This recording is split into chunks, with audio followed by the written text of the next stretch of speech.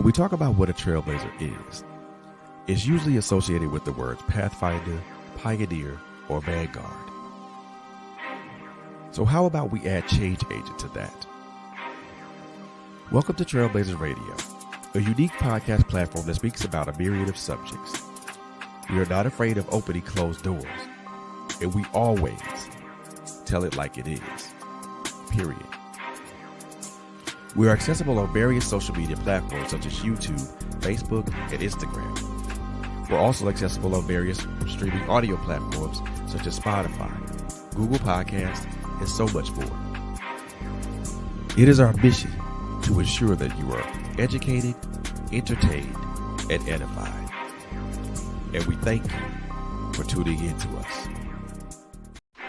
When we talk about what a trailblazer is, it's usually associated with the words pathfinder, pioneer, or vanguard. So how about we add change agent to that? I am so sorry for that. Hey, good evening, everybody, and welcome to Trailblazers Radio. More importantly, welcome to the check-in. This is the show where we talk about all things mental health from a male's point of view. However, this is a very special show tonight, and we're going to be talking about a few things. One of the things that we're going to be talking about, as you guys can see the title of the show, we're going to be talking about domestic violence. As you all know, October is Domestic Violence Awareness Month. And before I even get into anything of that nature, first of all, I want to thank everybody for tuning in and vibing out and rocking out with us. I truly appreciate that. I thank you guys so very much for hanging out with us and everything of that nature. It's been a minute since I've been on the airwaves, in front of the camera, in front of the microphone, and I apologize for that. My work schedule has been quite hectic, and I've gotten a lock on that, and I'm going to be back more often to give you guys more great content from the check-in, as well as other shows that we have here on Trailblazer Radio. So I do apologize for not being on the air or in front of this microphone, in front of this camera as often as I'd like. So I apologize for that. But I do want to give a big shout out and a big ups to my sister Latanya Harris Gooden for holding us down over the last at least 2.5 to 3 months now. She's been rocking out with some great content, and I do want to give her her props and her flowers right now while we're on the air. But yeah, like us and follow us on all of our social media platforms. Facebook, we're on Facebook, we're on YouTube. We have a YouTube channel. We have a webpage, www.trailblazers radio.com. And we are also on all audio streaming platforms on Spotify, Apple Podcasts, Radio Public, Overcast, Caster, Amazon Music, and various others. So make sure that you listen to us, and make sure that you watch us check us out on YouTube. I am also uploading content to Rumble as well. So that way, you guys can check out our Rumble channel as well, and just continue to watch us, continue to follow us, continue to check us out. And with that being said, let's just hop into this, man. So, like I stated before, October is Domestic Violence Awareness Month. This is the month to where we bring awareness to where advocates such as myself bring awareness to domestic violence, but we also celebrate stories of perseverance, victory, and survival. We also, not only do we bring awareness to this, and we also try to educate people on domestic violence, we also celebrate survivors. But I thought it would be proper for this particular episode to kind of give an explanation of what domestic violence is, what domestic violence isn't. Give you guys some statistics. Discuss a little bit about the importance of advocacy, and as well as give you guys information as far as whom you could contact as far as seeking help. So, with that being said, let's just jump directly into this. According to the Oxford Language Dictionary, domestic violence is defined as violent or aggressive behavior within the home, typically involving violent abuse of a spouse or a partner. Now, how can we define this in simpler terms? Well, in simple terms, domestic violence is violence committed by someone in the victim's domestic circle.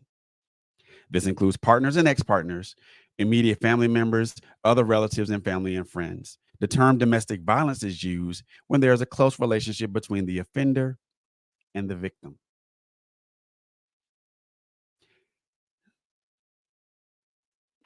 How can we break this down from a behavior? How can we talk about this from a behavioral health standpoint? From a behavioral health standpoint, domestic violence is considered a pattern of behavior in any relationship that is used to gain or maintain power or control over an intimate partner. Domestic violence is also described as either domestic abuse or intimate partner violence or IPV. So there's a kind of a broad definition of what domestic violence is. In shorter terms, it's something it is something that's perpetrated against an individual, whether this be male or female. Domestic violence is something that is an ongoing as there's an ongoing epidemic that is going that's going on within these United States, but also across the world.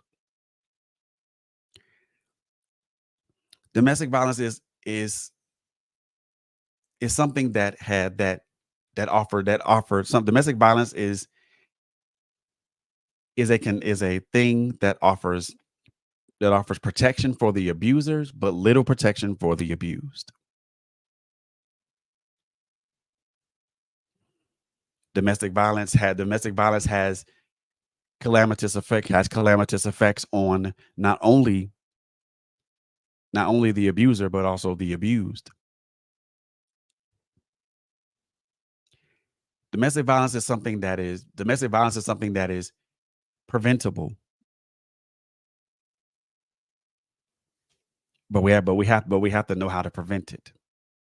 We have to know how to curtail it. We have to know how to stave it off. And this is where this conversation comes in. There are some people that don't really understand what domestic violence is, and don't understand what domestic violence isn't. I'm here to kind of clear up some of those things.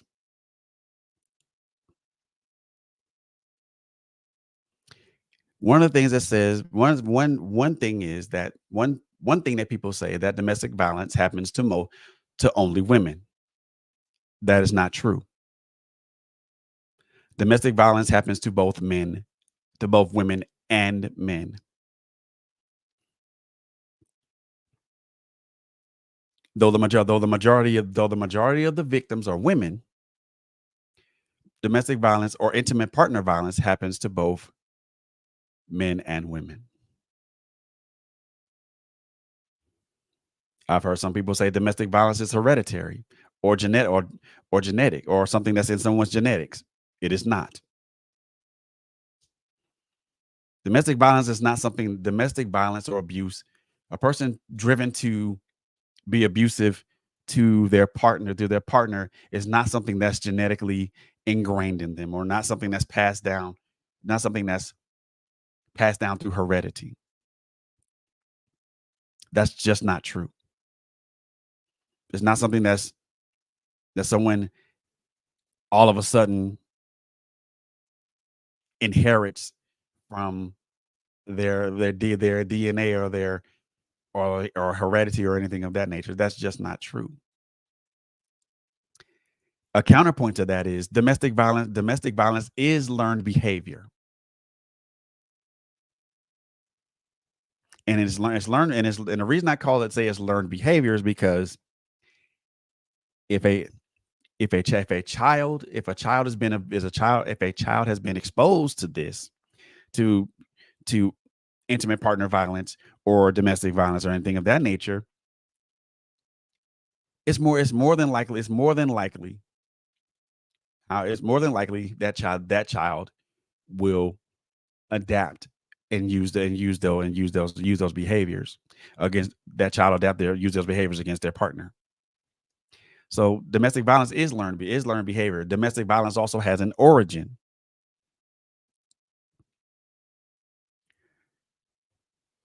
I would say the majority of the abusers, majority of abusers, whether that be male or female, have either witnessed abuse or have been abused in their childhood or in their lifetime.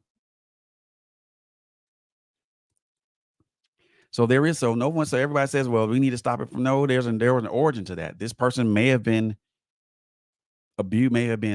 abused as a child, or they witnessed abuse as a child or as a young adult. And they figured this was an acceptable pattern of behavior.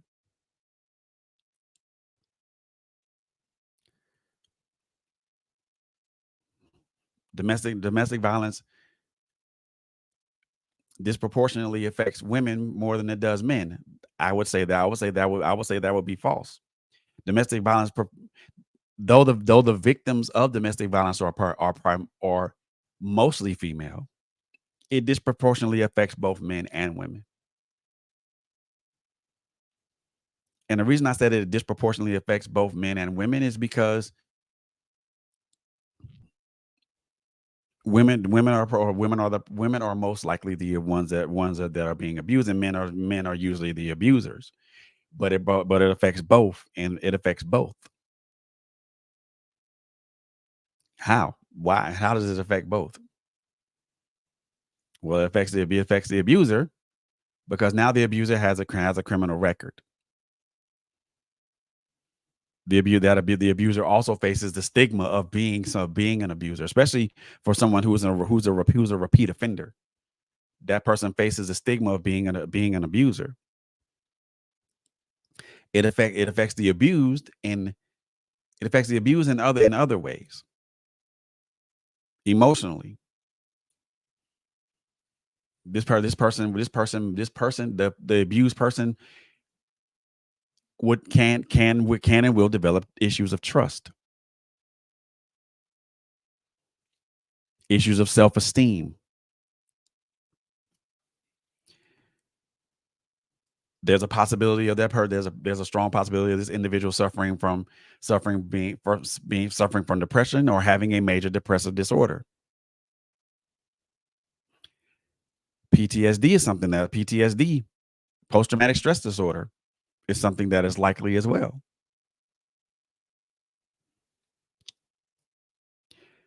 So it affects it affects men and women in many ways.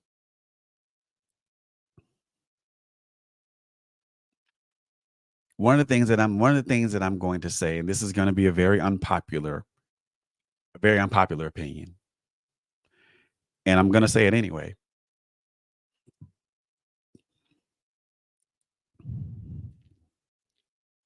And I'm going to say it, and I'll do apologize if I apologize if I offend any ministry or anything of that nature. But some things just need to be said, and some things just need to be brought to the light. Some, not all churches,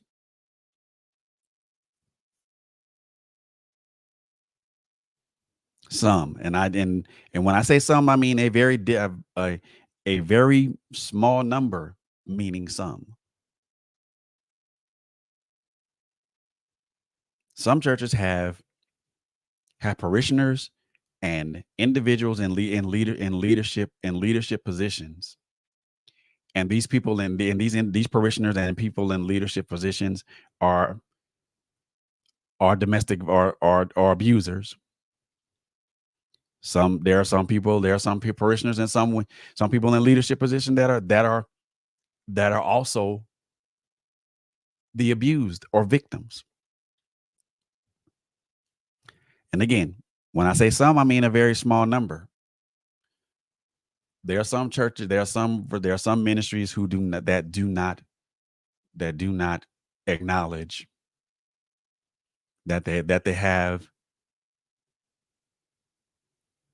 victims of domestic abuse or perpetrators of domestic abuse within their congregations.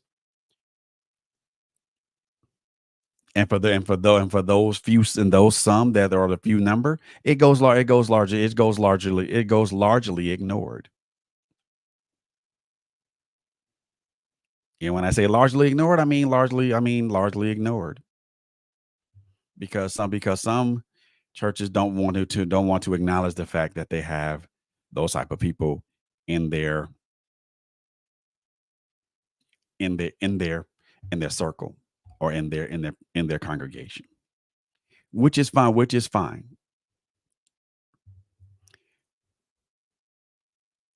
But for the some, there are a great many ministries that recognize this and take active steps to prevent it.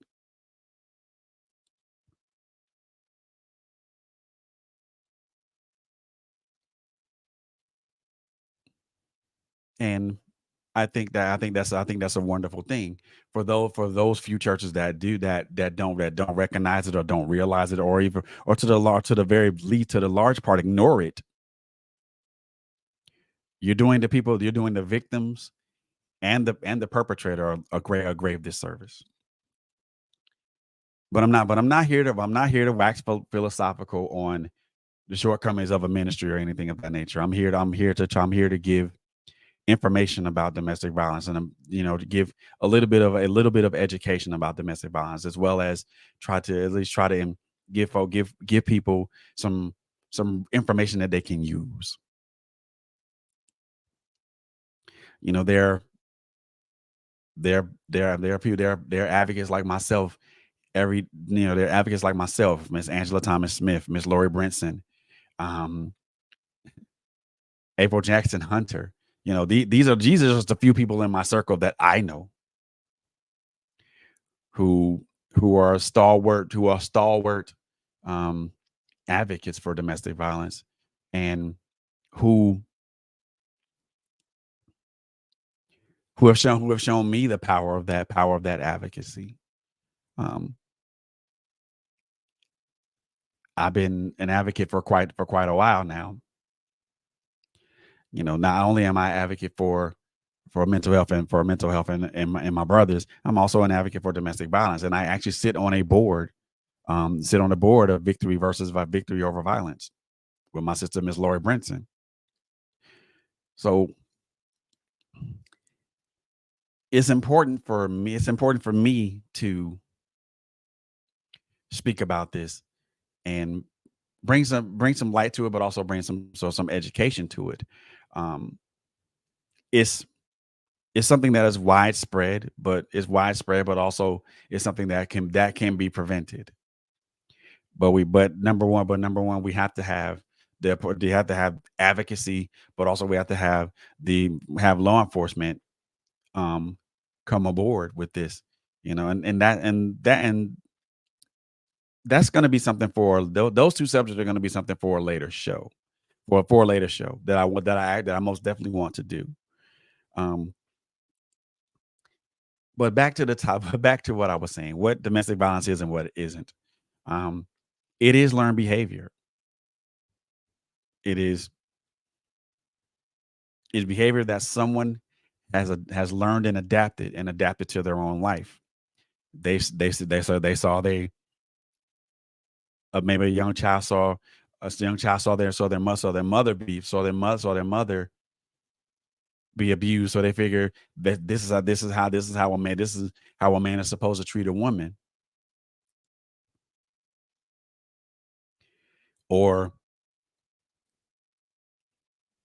maybe a father, maybe a man, a man's being abused by a woman, and this is what they see. This is this is what is seen. This is what is saw. So this is what is seen. One of the things that I always want is that I always try to say is that you don't have you subservience and compliance are things are things that are asked of a person. They're not they shouldn't be anything that's demanded of a person. And that's something they shouldn't be coerced from a person through physical violence or through physical violence or force. So subservience and compliance is something that always should be asked of a person, never demanded, or never beat into a person, or this person verbally abused into compliance or subservience. One of the other things I try I say is that love should not hurt. Love should not fit. Love should never physically hurt. Love shouldn't mentally hurt. Love should not emotionally hurt. Though in some cases, love does emotionally hurt when someone lets us down, or someone breaks our heart, or other things.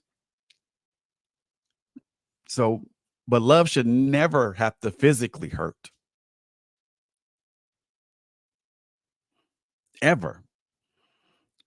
No man or woman should have to put their hands on you and tell you this, and then give the excuses. This is how I show my love for you. This is how I show that I care for you, by putting my hands on you, or by beating you within an inch of your life. Love should not hurt. Love should never have to physically hurt people. Emotionally hurt, yes, in some instances, but those instances are matters of the heart, not are matters of the heart. But it shouldn't physically hurt. And no one should be subjected to emotional torment, emotional or mental torment. No person, whether it be male or female, should be exposed or subjected to that type of thing, emotional or mental torment. Whether folks believe this or not, or whether folks even acknowledge this or not, those types of things those types of things that destroy a person. They destroy a person from the inside out. One of the things that I think a lot of us will say, and physical pain, physical pain can heal. Emotional and mental pain takes way longer. But that still doesn't give that individual, whether it be male or female, the right to do what they do, to put their hands on you, to physically assault you, to gain some sort of power or influence or control over you, over another person. That's just not what that is. And the reason I'm saying that love shouldn't hurt, love should not physically hurt, because it shouldn't.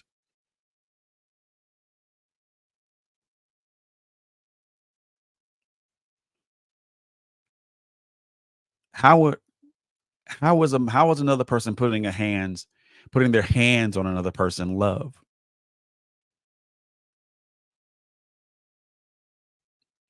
How is that?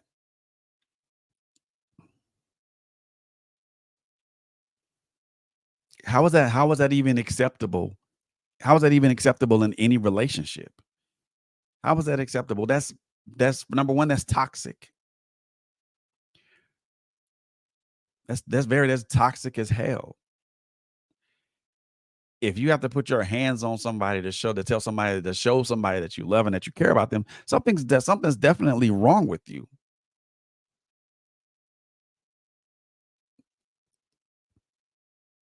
And that shouldn't happen.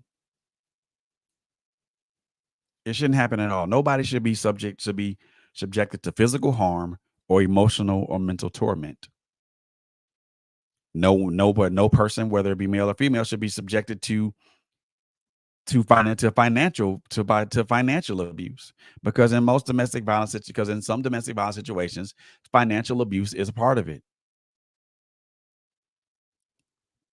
The person restricts that person from either earning money, or they control their money.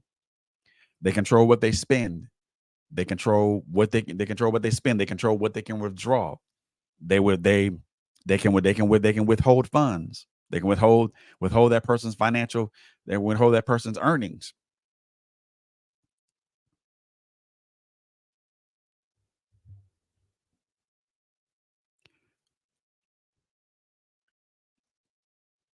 This is a serious thing, y'all. It's a serious thing. It's a very, very serious thing.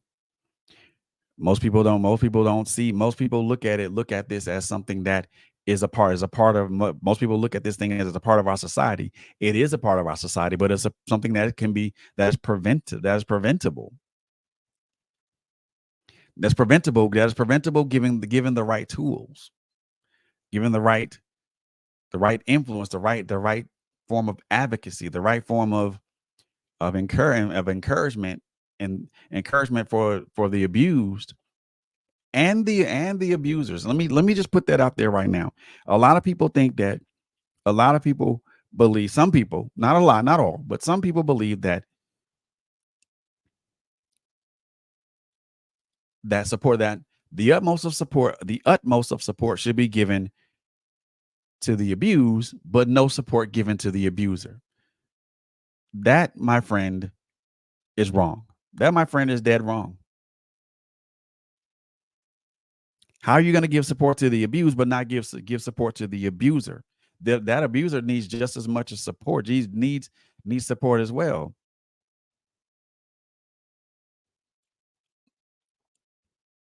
You take care of you take care of one instance of the problem. You take care of one instance of the problem, but yet you leave the other part of the problem unsolved.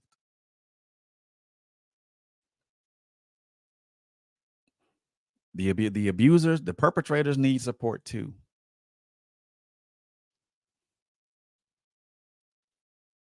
The perpetrators need support too, just as much as the victims do. Just as mental health counseling is available for the victims, of domestic violence, so it should the same should be the same thing should be made available to the perpetrators.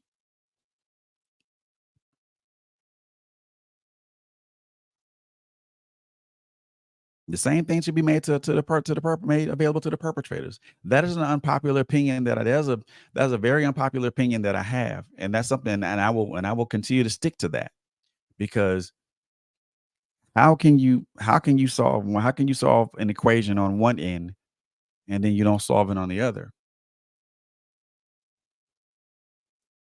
It has to be equal on both sides. You can't give help to the victim, but then not at least offer help to the perpetrator. Because believe it or not, and this is contrary to popular belief and opinion. Because believe it or not, that perpetrator is just as human as the victim.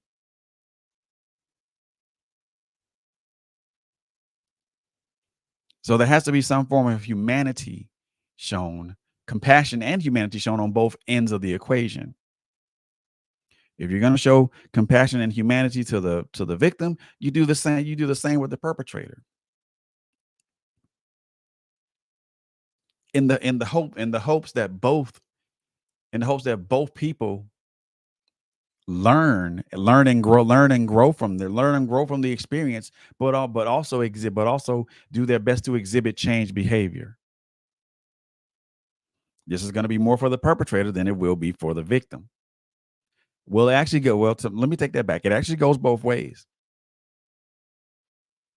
The victim learns to make better, smarter, wiser choices, as well as the perpetrator. So it's as simple as you like, but some things are not always simple, and some things are not always some things are not always simple, but certain things are not always complicated either. It's as simple as seeing a problem and approaching it with a different perspective, but also doing your best to change the situation. However, like I said, it's something. It's easy. It's an easy thing to do, but we have to understand what that is. We have to understand what that is. Understand what that looks like. We also have to kind of figure out what that is. I know I said a lot in the last maybe 20, 30 minutes or so. So I'm going to take a quick break, take a sip of water. When I come back, I'm going to give you some statistics. Some stats about domestic violence. Some of these stats will surprise you. Some of these stats will not surprise you. We're also going to talk about the importance of. We're going to talk a little bit, not a lot, a little bit about the importance of advocacy in domestic violence. And as we get closer to closing, I'm gonna give you guys some resources. Some resources number one, a very important resource that you can use. And a very important resource that you can use to help you if you are a victim of domestic violence. But also a little scenario that I wrote down in one of my books. And I think it's a very interesting, I won't say an interesting scenario, but it's also a very true thing. And I think it would apply to a lot of people, especially women and or men. So when I come back, we're gonna take a break. When I come back, we're gonna talk a little bit more.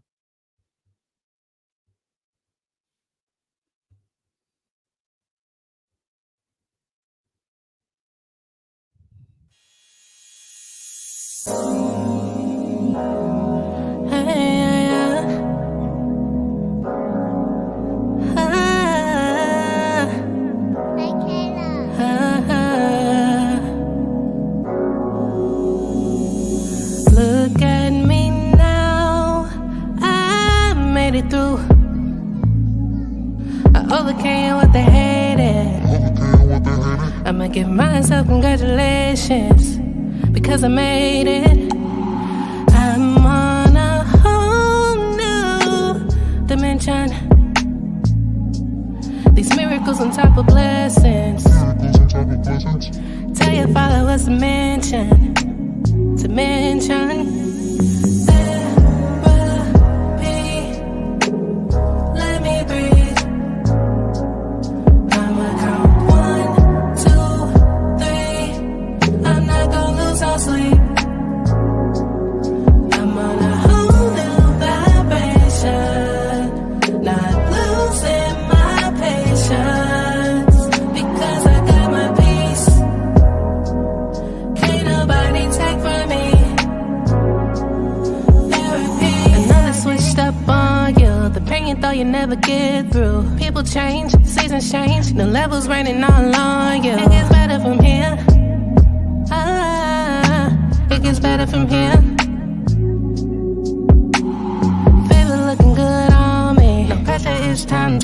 seek. Therapy. Oh, it's okay to have therapy. Therapy. Let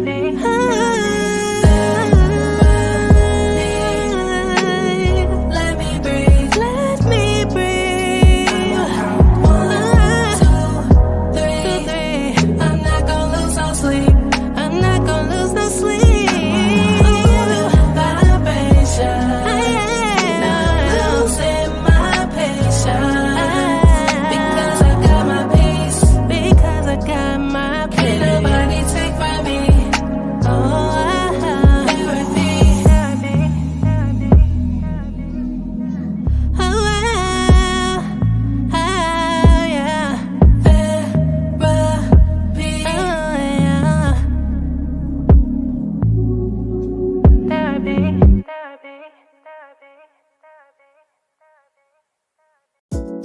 Hello, and welcome to Finally I Choose Me, a show that crosses the intersection between authenticity and purpose. Join Dr. Crystal Eason and her guests as they speak to and explore these subjects. Tune in each second and fourth Sunday of each month at 7 p.m. Eastern Standard Time, right here on Trailblazers Radio.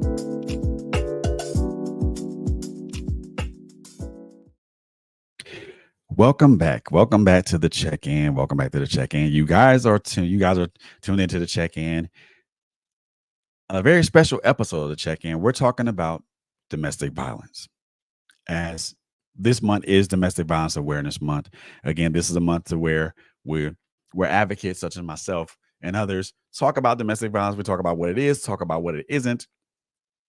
We offer education, but also we also share stories of survivors of domestic violence. If you're just now tuning in the first segment, we talked about what domestic violence is.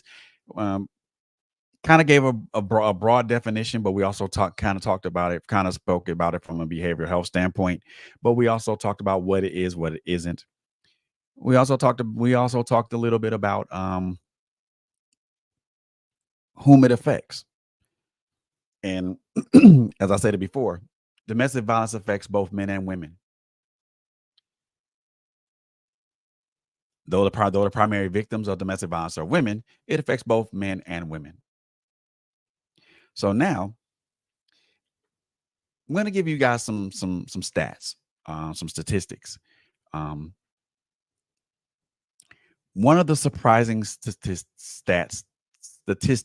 that I found out about is that ethnicity plays a part in domestic violence. And the reason I say that is because it actually does.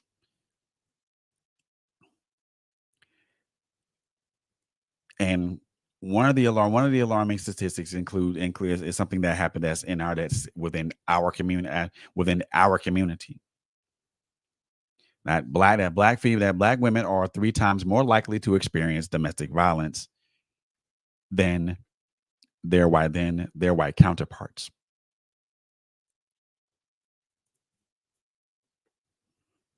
That was a very alarming statistic to me. Very alarming. But at the same time, not alarming statistic, but at the same time, not surprising. Because in most cases that is true. White women won't experience domestic violence as much as their African American counterparts. But let me give you guys some general. I'm going to give you guys some general statistics and also a little bit more, some more targeted statistics. So general stats. An average of 24 people per minute are victims of SA, physical violence or stalking by an intimate partner in the United States alone. This is more than 12 million women and men over the course of a single year. An average of 24 people a minute. 24 people a minute. These people have experienced something like this in their lifetime alone. And this is in the United States alone. 12 million men and women in over the course of 1 year. 1 year.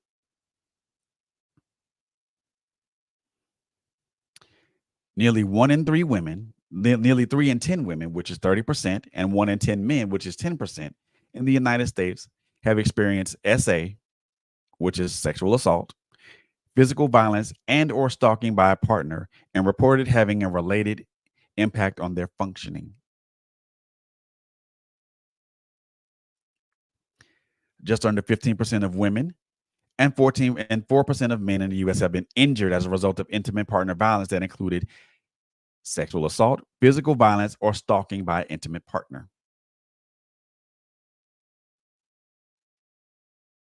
Intimate partner violence alone affects more than 12 million people every year. 1 in 4 women and 1 in 7 men aged 18 and older in the U.S. have been the victim of severe physical violence by an intimate partner in their lifetime.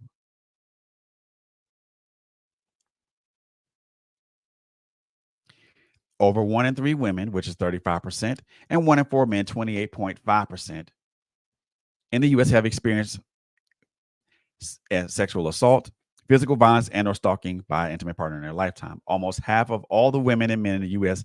have experienced psychological aggression by an intimate partner in their lifetime, 48.4% and 48.8% respectively. Notice the percentage of men is higher than the percentage of women. I just want you guys to notice that. Men, and the numbers don't lie. Men are psychological or have experienced psychological aggression from an intimate partner more than women. Now the number isn't big, but just to see that the number is big enough. 48.4% and 48.8% respectively. That's not a large deviation. But it's large enough to indicate a pattern.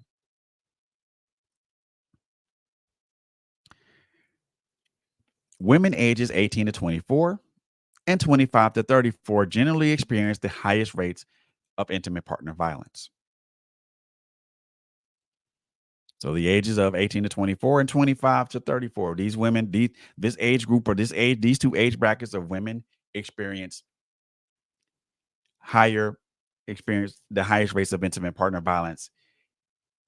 That to me is a number that is quite, I won't say quite alarming, but again, when you're looking at the age bracket and also the occurrence of it.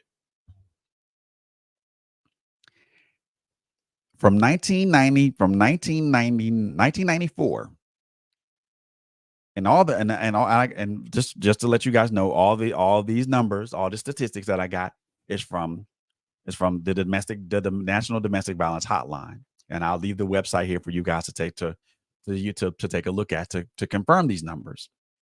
From 1994 to 2010, approximately 4 in 5 victims of intimate partner violence were female. That's over 90% over a very, very long time. 1994, 2010.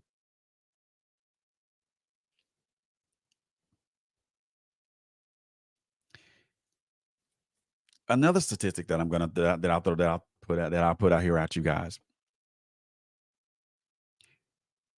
Most female victims of intimate partner violence were previously victimized by the same offender at rates of 77% for women ages 18 to 24, 76% for women ages 25 to 34, and 81% for women ages 35 to 49.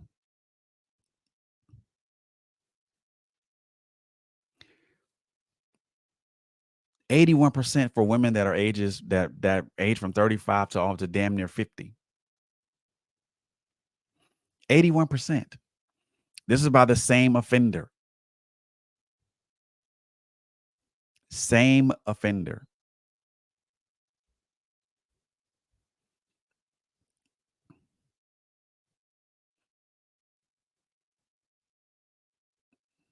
Another interesting statistic that I found that I looked that I just found out that I looked at when doing my research when I'm doing the show. 30 to 60% of intimate partner violence perpetrators also abuse children in the household. 40% of child abuse victims also report experiencing domestic violence.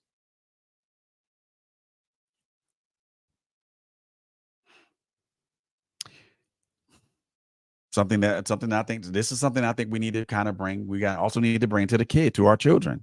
We need to talk about this with our children. Teen and young adult stats. 9.4% of high school students reported being hit, slapped, or physically hurt intentionally by their partner in the previous 12 months. We gotta talk to our babies about this. We gotta talk to our young men and our young women about this. That putting your hands on somebody to get them to be compliant or subservient is wrong. Wrong.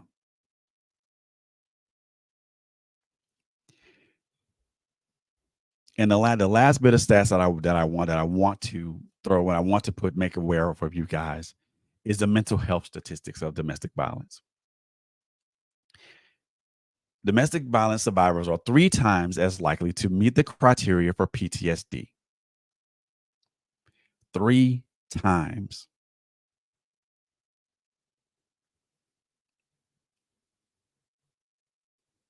This is the survivor of a most harrowing event, and they're 3 times most likely to meet the criteria for post-traumatic stress disorder.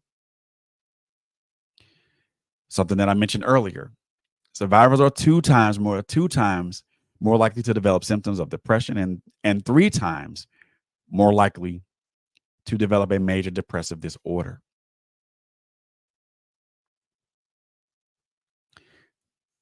The last 3 stats that I'm going to throw at you as far as I'm going to put in front of you as far as mental health statistics and domestic violence. Survivors are 3 times more likely to engage in self-harming behaviors. Survivors are 3 times more likely to be diagnosed with an anxiety disorder. Survivors are 6 times more likely to have a substance abuse disorder. And then the last stat. And I really want you guys to, all these statistics are something that I want everybody to think about, but I really want you guys to think about this one. Survivors are 3 times more likely to have thoughts of unaliving themselves and 4 times more likely to attempt it. 3 times more likely to have those thoughts of unaliving themselves and 4 times more likely to attempt it.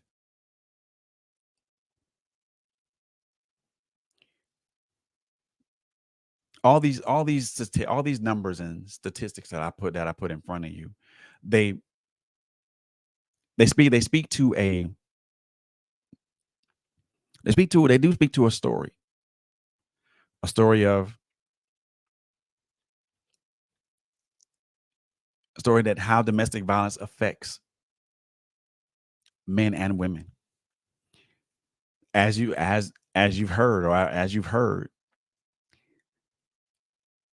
the statistics state that men are also victims of domestic violence or victims of intimate partner violence. And there's a percentage of them that have experienced it at least once in their lifetime.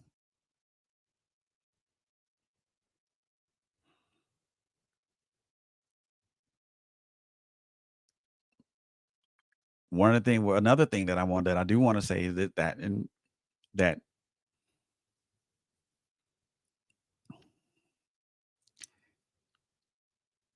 this speaks to a larger thing. the numbers that I get, that the numbers that I gave were in the US alone, or in the US alone. The global stats would probably blow your mind.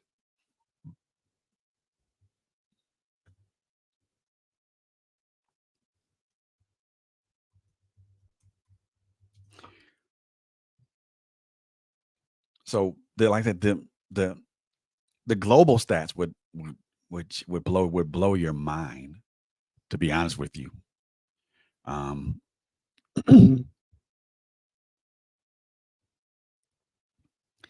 it's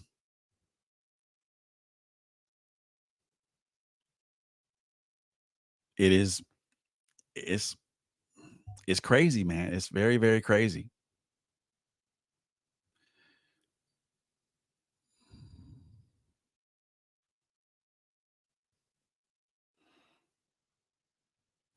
One of so one of the things I want to talk about is the importance, and I want to talk about this briefly, is the importance of advocacy.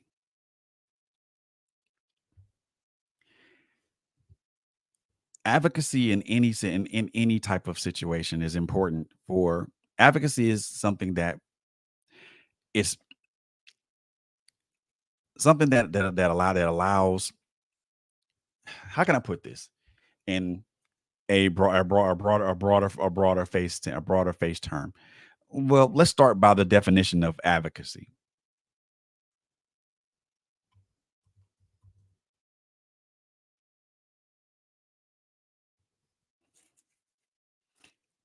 Advocacy is defined by the Oxford Language Dictionary as public support or recommendation of a particular cause or policy.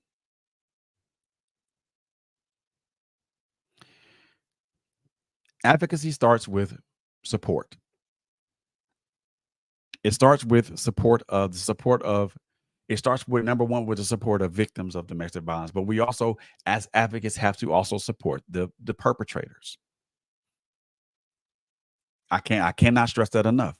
If you're going to support the victim, man, support the perpetrator as well, because they need the help just as bad, just as much.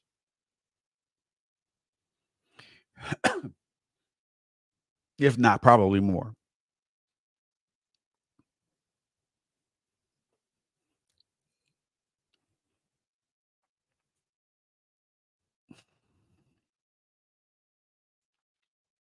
If you're an advocate and you're listening to me right now,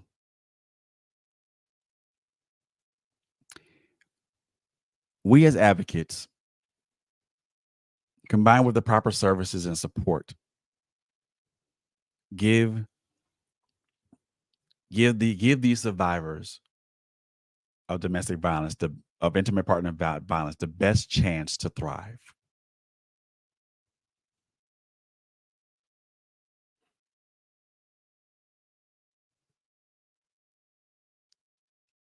We as advocates, along with the proper help, the proper support, and the proper support systems that are in place, give these people who have been through horrible, heart-wrenching, and otherwise extremely negative experience a chance to thrive.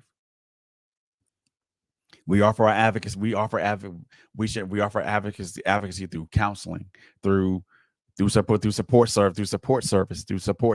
services.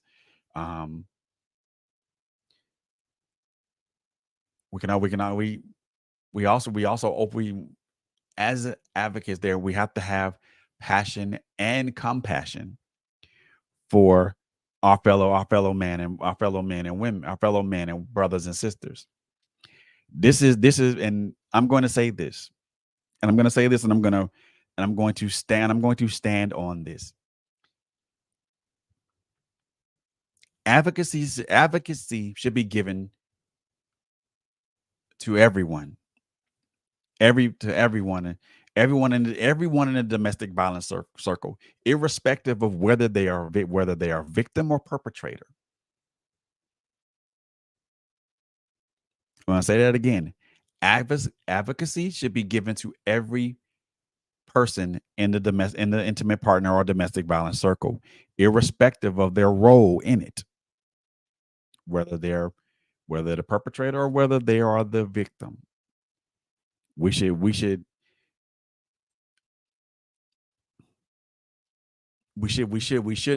not as advocates condemn the perpetrator, though it is human nature to do so. It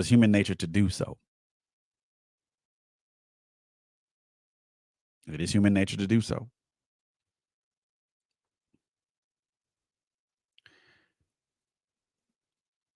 Advocacy succeeds when we are passionate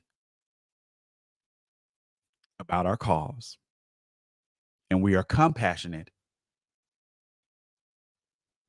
about the not only the victims, but also the perpetrators and their families.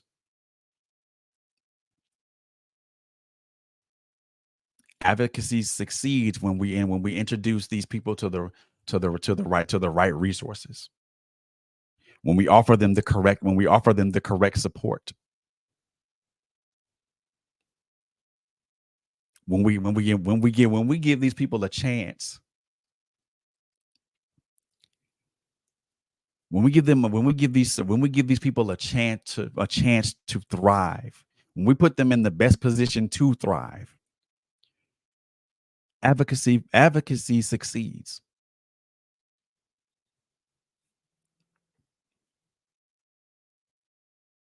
What happens when advocacy fails? Well, the immediate result is that these survivors don't thrive. They are immediately endangered again, and they once more become victims, with a strong possibility of not being able to endure what they went through previously.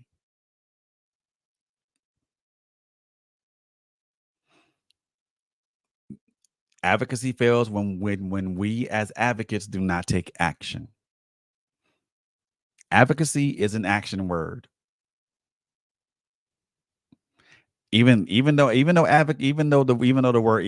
the Oxford Language Dictionary is considered a noun, advocacy is an action word.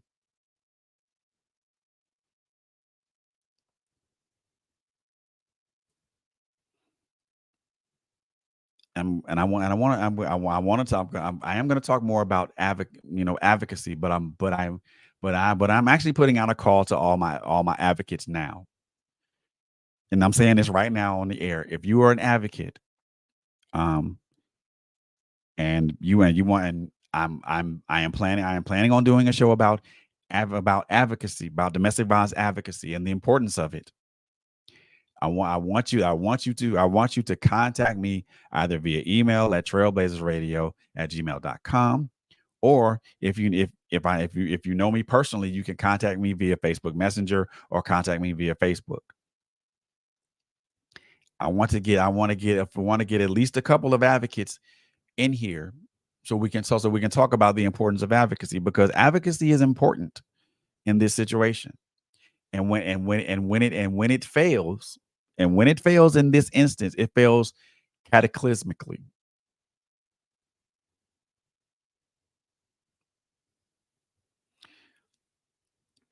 It fails cataclysmically.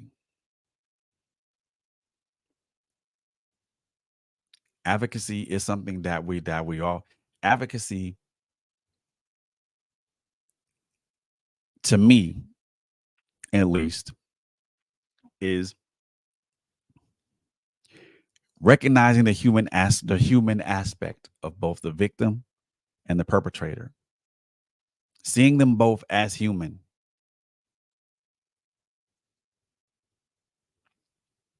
and offering help, irrespective of their role in the circle.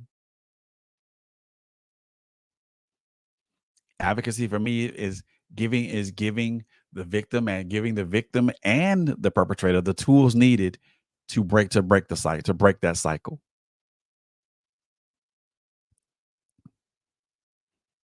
Intimate partner violence and domestic violence is intimate partner violence, or what's commonly called what we call domestic violence. Either one they're both the same thing, but it is a vicious circle, and it's a circular thing.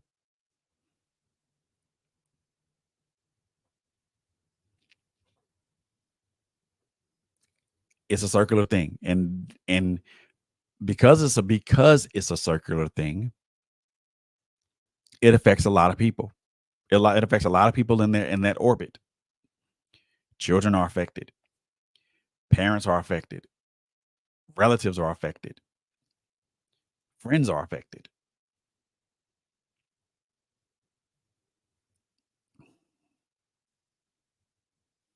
But it also involves a lot of, and also can involve a lot of people. It can involve the people that the pastor or a minister in your church to be involved. It can also involve law enforcement. It can also involve mental health professionals.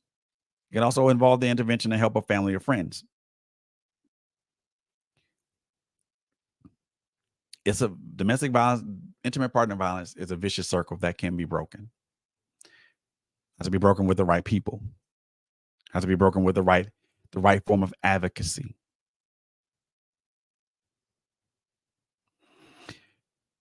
As we close, I want to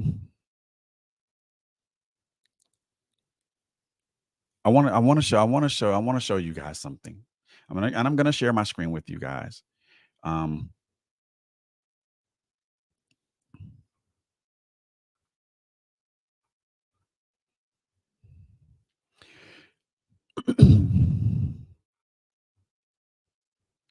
This is the website that I got all my information from.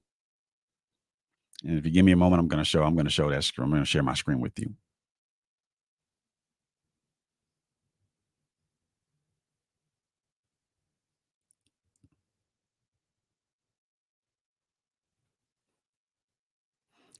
This is the website that I got my information from. It is the National Domestic Violence Hotline, with the website of www.thehotline.org. And I'm actually gonna copy and paste this, and I'm also gonna put it on the screen for everybody to see.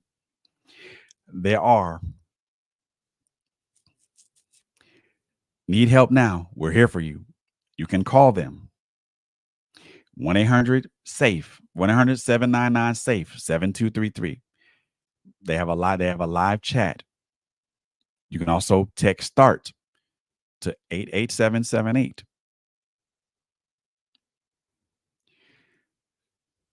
If you need local research, you're looking for local resources, this particular website can connect you with local resources. You can also find legal help. There's also services for deaf and hard of hearing, and there's also services for Native Americans. This is a plethora of information. This gives you person a lot of information of what they're looking for, what to identify, how to identify it, and all those things. I'm gonna put the website here in our chat, and it's thehotline.org.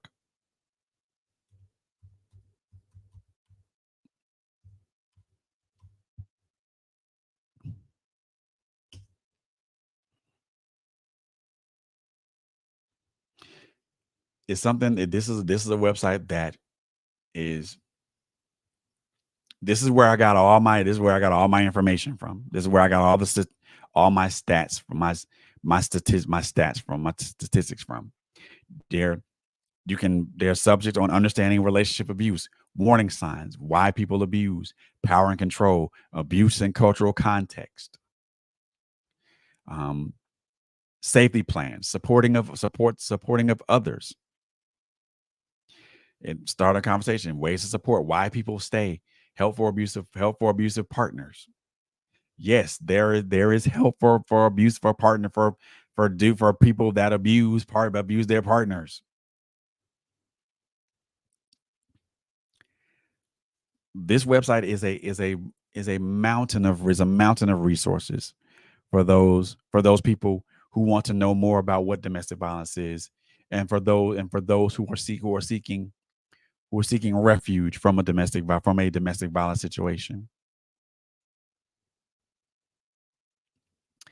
Again, I'm also going to put the number here in the chat. That telephone number again is 1-800-799-SAFE.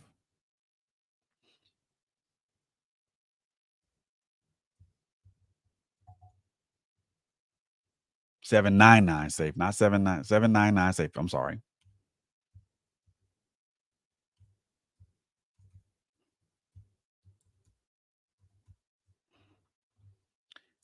They also have a chat line that's open from 7 a.m. to 2 a.m. Central Standard Time.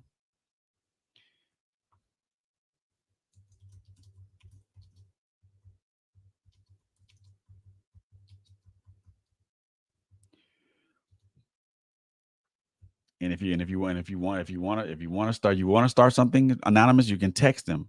Text start to 887-887-88.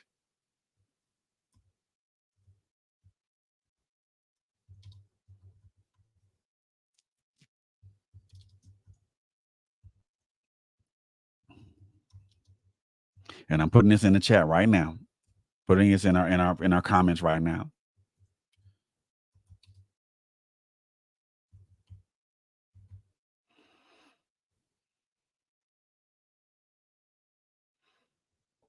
They also have a number for TTY and deaf and hard of hearing. Deaf and hard of hearing. I'm also going to put that in and put that here as well.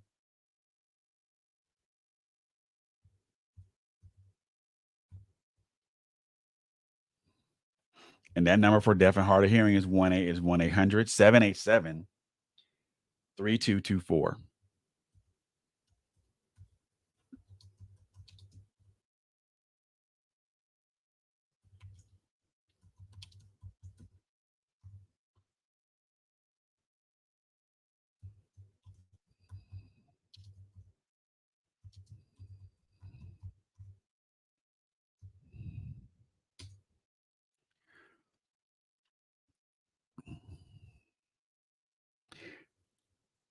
This number and this chat line, you can remain with the telephone number and the chat line. You can remain anonymous.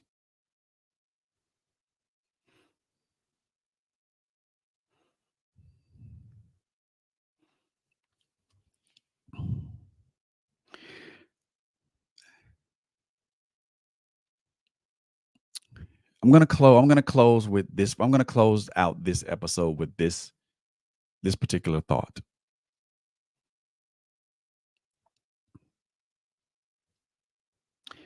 Every day, 24 minutes, every 24 minutes or every day, someone is either seriously hurt or even killed or even unalived in an abusive situation. Far too often the abuse is ignored by the one being abused. It is imperative that we take a stand against abuse in all forms. However, the first step in addressing a problem is acknowledging that the problem, the abuse exists. We have to eliminate the thought. We have to eliminate the thought of everything is okay and that it won't get better. Eliminating that thought is the first step. As I stated before, there are many ways to seek help. Speaking with a member of law enforcement, clergy, school staff, or someone you can trust confidentially. We also provided the number to the National Domestic Violence Hotline, Abuse Hotline. Also there, the website is also here as well. Call them at 800-799-SAFE. You can text START to 88788. If you require TTY services or you're deaf of hard of hearing, you can call 1-800-787-3224. They have a chat room. They have a live chat room that's available from 7 a.m. to 2 a.m. Central Standard Time.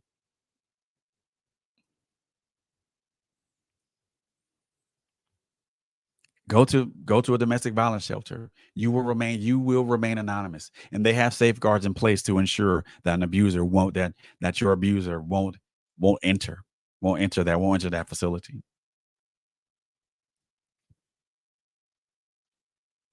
The same resources that I just mentioned are available to LGBTQIA community as well. They also have national and state coalitions. Find out which state coalition is in your area.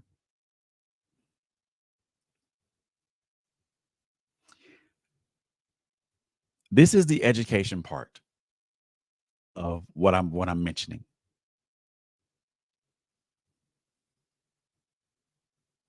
Don't be afraid to call what you're being subjected to what it is.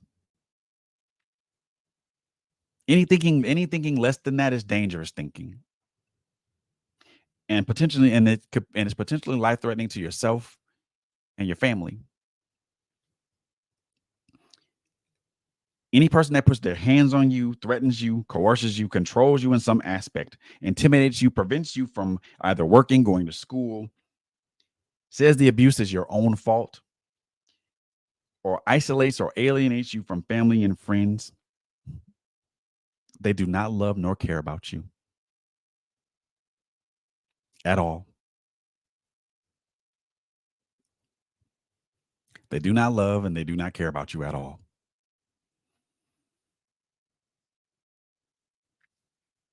The other part of this is called escape.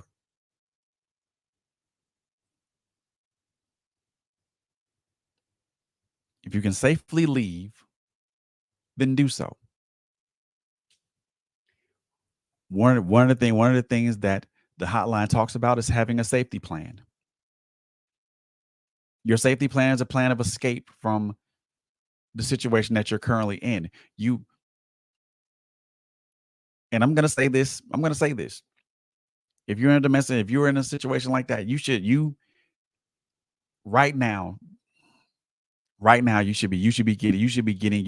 getting a go bag ready. Your go bag should contain the following things: a change of clothes, at least a couple of change of clothes, toiletries, extra cash,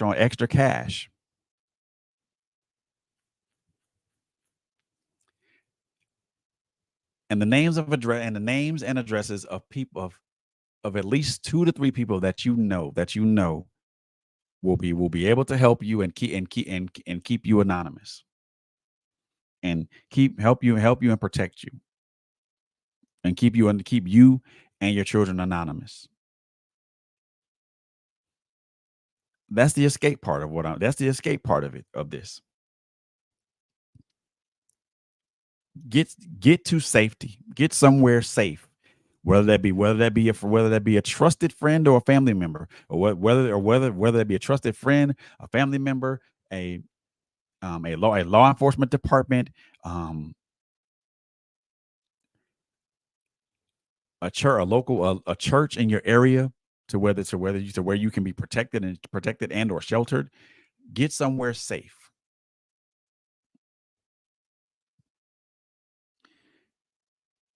Once you're safe, stay safe. Once you leave the situation, stay gone. It is never worth it to go back to an abusive situation. It's never worth it to go back to an abusive situation. Never assume that your abuser will change.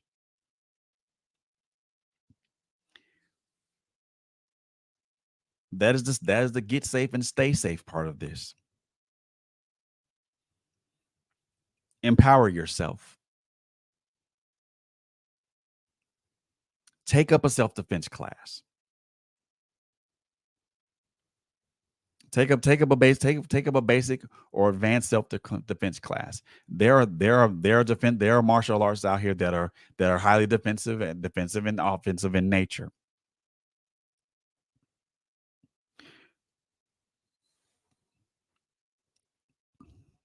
Krav Maga is a martial art that's excellent as far as self-defense.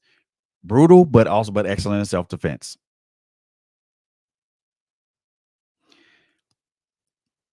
And what I'm about to say is going to be quite controversial, but I believe that it's important to. But I believe it's important for you to. It's important for empowerment.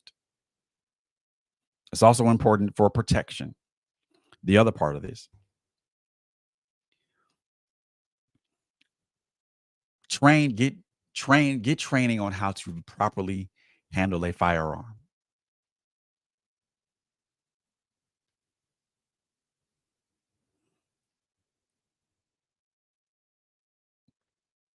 Yes, I said it. Get training on how to properly handle a firearm and be proficient with it. Once you get that firearm registered. Get that firearm registered in the state to where you reside.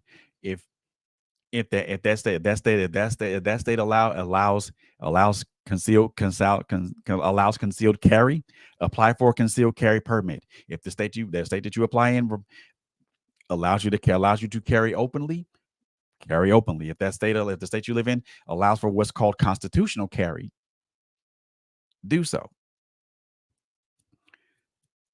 What I'm saying sounds a bit controversial, and this is not about what I'm saying. This is not about men fighting women and women fighting men or anything of that nature.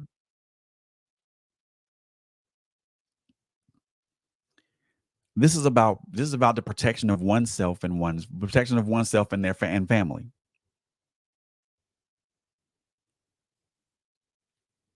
Learning a self-defense class, carrying a weapon, such as a firearm, or maybe even mace, are deterrents.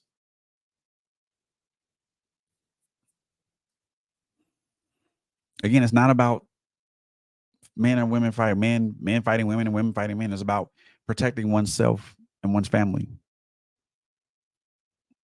Educate, understand what domestic violence is, escape, get out of the situation that you're in, get safe, go somewhere safe go somewhere that safety could possibly be assured. Stay safe. Stay in that safety situation. Empower yourself. Take up a self-defense class. Learn how to handle a firearm. Train on that firearm. Be proficient with it. Get yourself a concealed carry permit. If that state allows it. If the state allows open carry, then that's fine. If the state that you live in allows constitutional carry, then fine.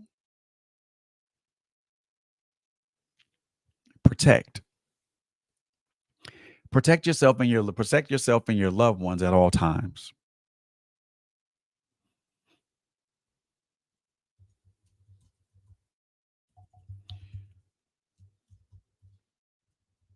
This is not about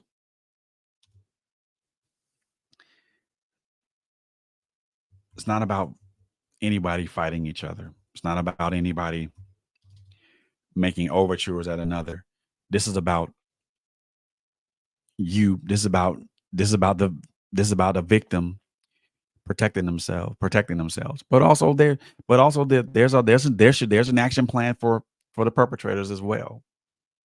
They need to they need to learn what they subjected this other person to, and they need to talk about it. They need to find the origin of why they're doing what they're doing. So that way this encourages change behavior. Again, this is not about it's of course this is going to be about the victim, because you want to advocate to the victim, but you also want to advocate to the perpetrator as well, because the perpetrator is human just like the victim is.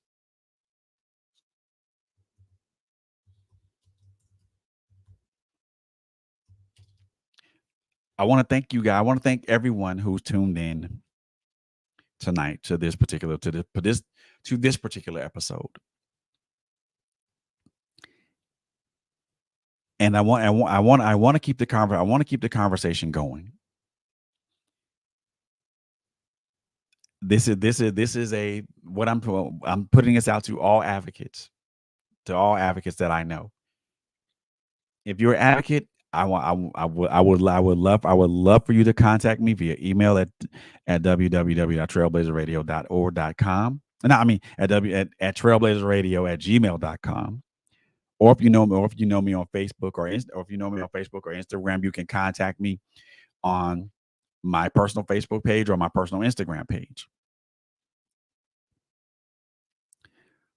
Let's get together and talk. Let's get together and talk about the power of advocacy. I want to talk about the power of advocacy. I also want to talk about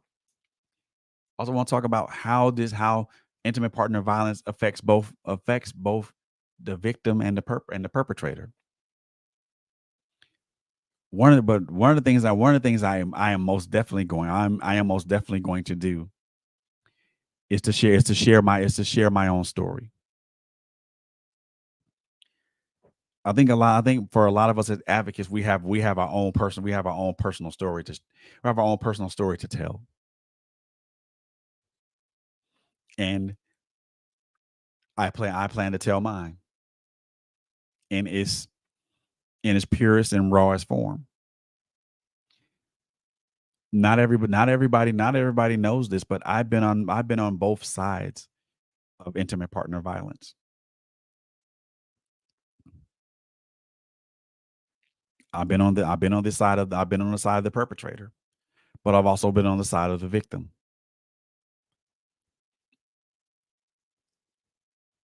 And I'm most definitely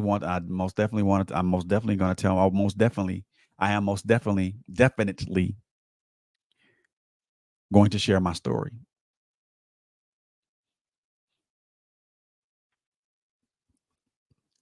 It may not be the dramatic, may not be anything. Well, I'm not even going to say that. I'm most definitely going to share my story. And it is my hope that my story can empower someone, whether that be male or female.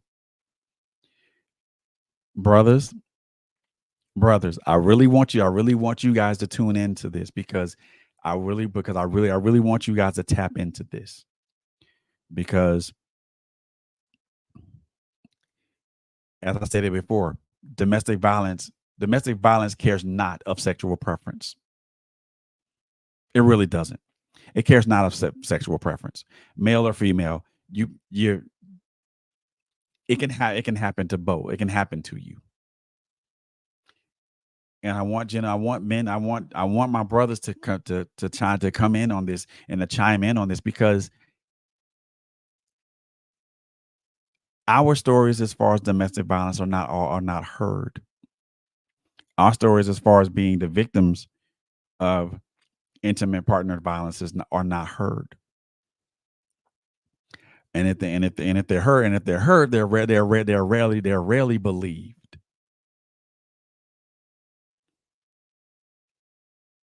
You're a man. How could you allow a woman to take it? How'd you allow a woman to hit on you like that? It's possible. It's very possible. And me telling my story will bring confirmation to that. So I really want you brothers to tune in with that. you know, is very important. But I do want to thank everybody who tuned in tonight, who who who took the time out of their Thursday evening to listen to me and to listen to what I had to say about domestic violence. Um, as I stated before, it's a cycle that can be broken. It's a cycle that can be broken. And domestic and intimate partner violence is preventable. It is preventable with the right advocacy, with the right mindset. It's preventable. And those people, those men and women that survive, that are survivors, can become thrivers.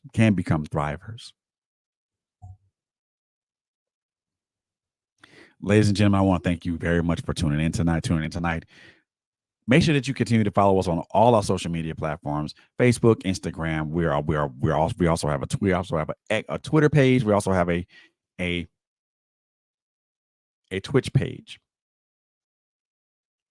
Still working on a Patreon. Still working on a Discord page.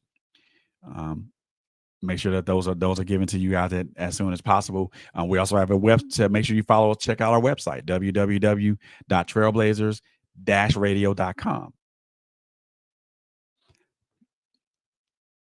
And also make sure that you check out my sister, Dr. Chrissy Lawson, and her new podcast that's on this, a new podcast that's on this platform. Finally, I Choose Me.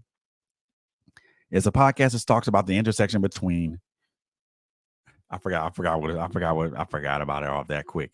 But it's a podcast that speaks to the reasons as to finally why I chose me. Dr. Chrissy Lawson is a licensed mental health professional, and she's going to be talking about a myriad of subjects that I think we all could learn from, and we all could prosper from. If I'm not mistaken, her next episode is going to be on the 13th, and it's going to be a very, very special episode. And it's going to speak to domestic violence. So make sure you guys tune in for that. As you can see, I have the telephone number for the National Domestic Violence Hotline on the screen. This is also the website, www.thehotline.org. And what I talked about, and this is what I talked about earlier: educate, escape, stay safe, get safe, stay safe, empower, and protect. This was a thought process that came out of this particular book. This book of mine talks about, this book, Broken Chains, talks about domestic violence. It talks about domestic violence from the perspective of 4 people: 2 women, 2 males. If you would like a copy of this book, make sure that you go to Amazon. Make sure you go to Amazon. Type in FLBD, or type in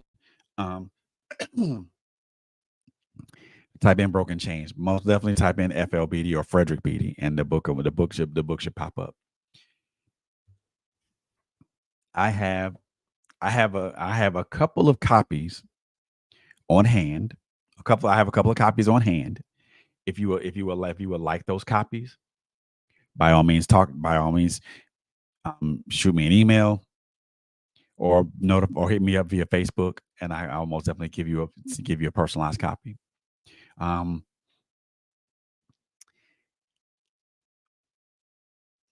That's all I got for right now. That's all I got for now, ladies and gentlemen. Until the next time. Number 1, take care of yourself. Number 2, take care of each other. Number 3, it is a very, very, very, very crazy world out here to this day and age. So above all, please, please, please, please, please, please, please be safe out there. Be safe out there. I want you guys to have a wonderful Thursday, And I want you guys to have a wonderful rest of your Thursday evening. And I also want you guys to have a wonderful rest of your week. I love you guys. I love you guys with I love you guys to life. And I love you guys to live. There's nothing you're going to be able to do about that. And I will see you guys on the next one.